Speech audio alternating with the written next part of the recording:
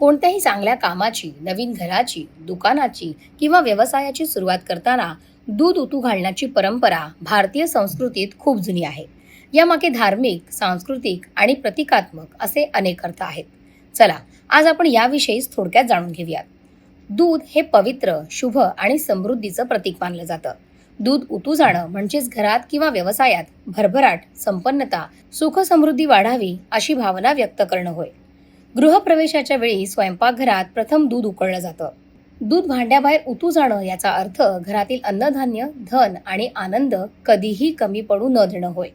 कोणत्याही नवीन कार्याची सुरुवात मंगलमय व्हावी, अडथळे दूर व्हावेत आणि कार्य यशस्वी व्हावं यासाठीच हा विधी अगदी आवर्जून केला जातो.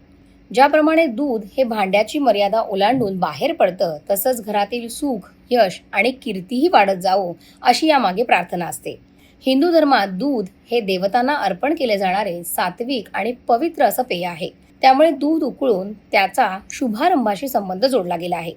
तर असाही एक समज आहे की पूर्वीच्या काळी एखाद्या घरात दूध, धान्य आणि अन्न मुबलक प्रमाणात असेल तर ते घर समृद्ध मानलं जाईल. त्यामुळे दूध उतू घालणं हे एक समृद्ध जीवनाचं प्रतीक बनलं. थोडक्यात काय, दूध उतू घालणं म्हणजे घरात किंवा नव्या कामात सुख समृद्धी, अन्नधान्य आणि यश सतत वाढत राहो अशी मंगलमय कामना व्यक्त करण्याची परंपरा होय.